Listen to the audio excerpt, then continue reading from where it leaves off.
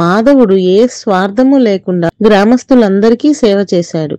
ఇప్పుడు మనం చేయాల్సింది విమర్శించడం కాదు, అతన్ని కాపాడుకోవటం మన తక్షణ కర్తవ్యం. ప్రమాదాలు ఎప్పుడూ పొంచే ఉంటాయి. వాటికి భయపడి సాటి మనిషికి సేవ చేయకపోతే ఎలా అని కొందరు యువకులు ఊరి వారికి హితవు చెప్పారు. విమర్శించిన వారు పశ్చాత్తాపపడ్డారు. చివరికి ఊరి వారందరూ ఒకటయ్యారు.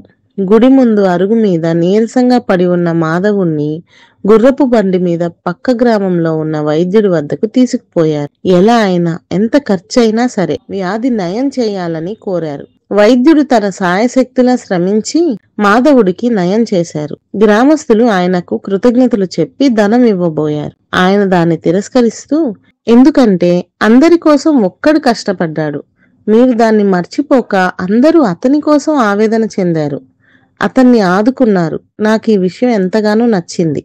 అన్ని గ్రామాల్లో ఇలాంటి వాతావరణమే ఉంటే ఎంతో బాగుంటుంది అన్నాడు.